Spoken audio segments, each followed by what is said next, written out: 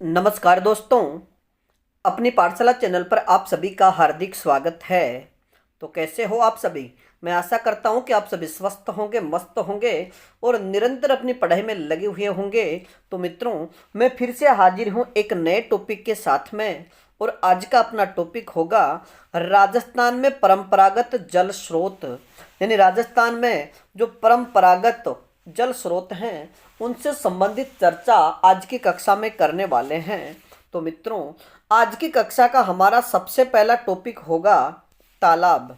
यानी राजस्थान के जो परंपरागत जल के स्रोत हैं उनमें हमारा सबसे पहला जो टॉपिक होगा वह होगा तालाब। यानी हम सबसे पहले तालाबों के विषय में चर्चा करेंगे।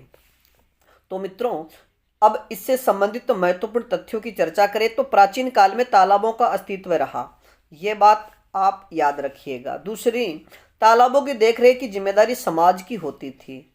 और तीसरी अगर चर्चा करें तो धार्मिक तालाबों की सुरक्षा और संरक्षण ठीक ढंग से हुआ है। तो ये तो रहा इनसे संबंधित एक छोटा सा विवरण। अब हम बात करेंगे राजस्थान के प्रमुख, यानी राजस्थान के जिलेवार प्रमुख तालाबों की स्थिति, यानी मुख्य तालाबों की जिलेवार स्थिति से संबंधित प्रश्नों की। और मित्रों, हम एक तरफ जो जिला दिया हुआ है, दूसरी तरफ उस जिले में कौन कौन से तालाब हैं। और मित्रों, तालाबों से संबंधित प्रश्न परीक्षाओं में पूछे जाते हैं। तो मित्रों, हम चर्चा करें आज के पहले प्रश्न की। यानी सवाई माधोपुर में कौन कौन से तालाब हैं? तो एक तो शुक तालाब, एक काला तालाब और एक जंगली तालाब। मित्रों याद रखिएगा, अगर इन तीनों में से आपसे कोई भी प्रश्न पूछा जा सकता है कि जैसे सुख सागर तालाब कहाँ पर है तो सवाई माधोपुर में, काला सागर तालाब कहाँ पर है तो सवाई माधोपुर में, और जंगली तालाब कहाँ पर है ये भी सवाई माधोपुर में। अब बात करें पाली जिले की कि पाली जिले में कौन कौन से तालाब हैं। तो मित्रों, पाली जिले में हेमावास तालाब, दांतीवाड़ा तालाब, मुथाना तालाब, रामेलाव, ये तालाब यहाँ के प्रसिद्ध है। यानी पाली जिले में एक तो हेमावास, दांतीवाड़ा, मुथाना और रामेलाव तालाब प्रसिद्ध हैं। अब भीलवाड़ा की बात करें तो भीलवाड़ा जिले में सरेरी तालाब, खारी और मेजा, ये तीन तालाब भीलवाड़ा जिले से संबंधित हैं। आपसे प्रश्न पूछा जाए कि सरेरी तालाब कहाँ पर है तो भीलवाड़ा, खारी तालाब कहाँ पर है तो भीलवाड़ा, और मेजा तालाब की बात करें तो ये भी भीलवाड़ा में स्थित है। अब अगला प्रश्न उदयपुर जिले की, यानी उदयपुर जिले में प्रसिद्ध तालाब कौन कौन से हैं। तो इसका सही उत्तर होगा बागोलिया। यानी बागोलिया जो तालाब है ये उदयपुर में स्थित है। अगले जिले की बात करें तो चित्तौड़गढ़ में। मित्रों, अगर चित्तौड़गढ़ में कौन कौन से प्रसिद्ध तालाब है तो एक पद्मनी तालाब, एक वानकिया तालाब, एक मुरालिया और एक सेना पानी तालाब। मित्रों, ये पद्मनी तालाब को तो देखो, आपको पद्मनी का नाम आते ही आप इसको तो याद रख लोगे, लेकिन बाकी जो तीन है वानकिया, मुरालिया और सेना पानी तालाब, ये किस जिले में है? तो इसका सही उत्तर होगा चित्तौड़गढ़ जिले में। अब बात करें बूंदी जिले की। तो मित्रों, बूंदी जिले में कीर्ति मोरी, बरडा, हिंडोली और जेत सागर। मित्रों, इनमें सबसे प्रमुख है जेत सागर तालाब। और जेत सागर तालाब ये किस जिले में है? तो ये होगा बूंदी जिले में। बात करें भरतपुर जिले की, तो भरतपुर जिले में एक तो पार्वती तालाब और एक बारेठा, यानी बंद बारेठा तालाब, ये कहाँ पर है? तो ये भरतपुर जिले में, और पार्वती तालाब भी भरतपुर जिले में है। और इससे संबंधित प्रश्न तो अधिकतर परीक्षाओं में पूछा जाता है कि गढ़सीसर तालाब कहाँ पर है? तो ये जैसलमेर में। अब बात करें प्रतापगढ़ जिले की कि प्रतापगढ़ जिले में कौन कौन से तालाब हैं। तो मित्रों, रायपुर प्रतापगढ़ में गंधेर, खेरोट, घोटारसी, ढलमू, अचलपुर, जाचली, अचलावदा, सांकला थली और तेज सागर।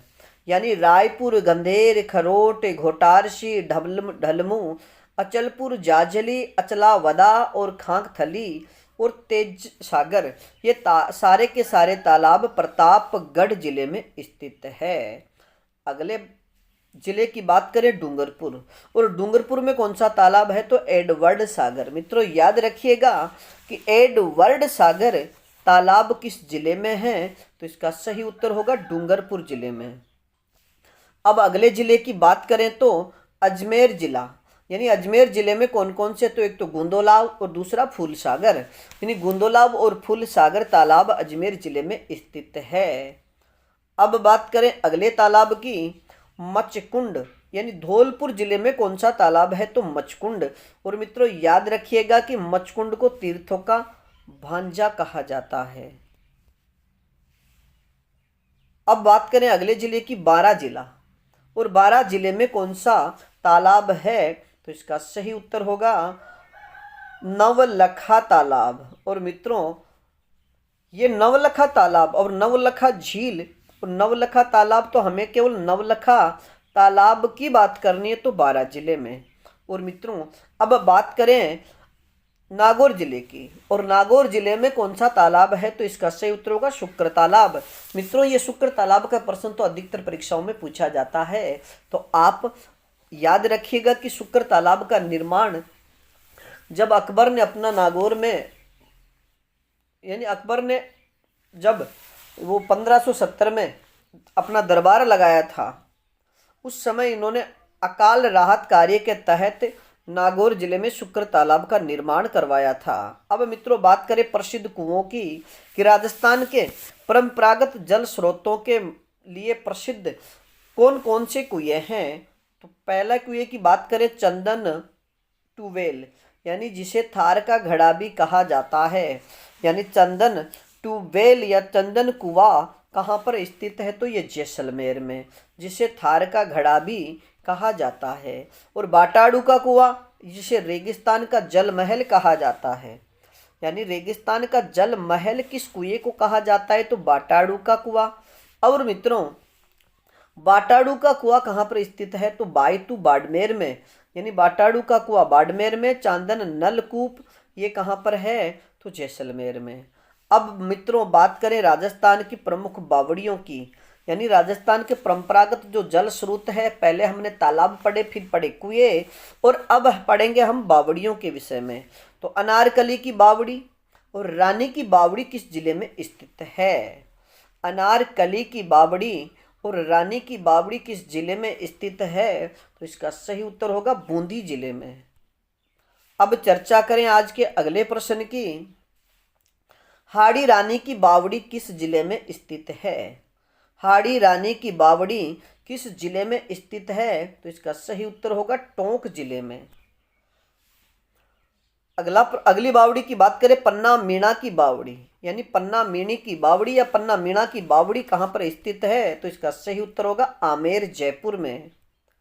और मित्रों अब बात करें अगली बावड़ी की, छोटी व बड़ी बावड़ी और चांद बावड़ी। एक तो छोटी व बड़ी बावड़ी, दूसरी है चांद बावड़ी। और चांद बावड़ी कहाँ पर स्थित है आभानेरी में। तो मित्रों ये किस जिले में स्थित है तो दौसा जिले में। यानी आपसे प्रश्न पूछा जाएगा, नहीं एक तो आपसे प्रश्न ये पूछा जाएगा कि छोटी बावड़ी कहाँ पर स्थित है तो इसका उत्तर होगा दौसा। बड़ी बावड़ी की बात करें तब भी उत्तर होगा दौसा। और चांद बावड़ी, यानी ये प्रश्न इस प्रकार पूछा जाता है कि आभानेरी की चांद बावड़ी किस जिले में स्थित है तो इसका सही उत्तर होगा दौसा जिले में। अगला प्रश्न लाहिनी बावड़ी, और मित्रों याद रखिएगा राजस्थान की सबसे प्राचीन बावड़ी है, यानी राजस्थान की सबसे प्राचीन बावड़ी की बात करें तो लाहिनी बावड़ी। और दूध बावड़ी, यानी ये दूध सागर बावड़ी या दूध बावड़ी कहाँ पर स्थित है तो इसका सही उत्तर होगा सिरोही जिले में। एक तो लाहिनी बावड़ी और एक दूध बावड़ी, ये सिरोही जिले में स्थित है। अब बात करें आज के अगले प्रश्न की, नवलखा बावड़ी। इन नवलखा बावड़ी कहाँ पर स्थित है तो इसका सही उत्तर होगा डूंगरपुर जिले में। और मित्रों अब अंतिम प्रश्न की चर्चा करें तो त्रिमुखी बावड़ी कहाँ पर स्थित है, यानी त्रिमुखी बावड़ी कहाँ पर स्थित है तो इसका सही उत्तर होगा उदयपुर में। तो मित्रों आज के लिए इतना ही। बाकी आपसे फिर मिलेंगे किसी एक नए टॉपिक के साथ में। तब तक आप अपने अध्ययन में जुटे रहिएगा। और इस श्रृंखला में अगर हमारे चैनल पर नए हो तो हमारे चैनल को लाइक, सब्सक्राइब और अपने मित्रों तक शेयर जरूर कीजिएगा। यानी हमारे चैनल को सब्सक्राइब और शेयर जरूर कीजिएगा। धन्यवाद।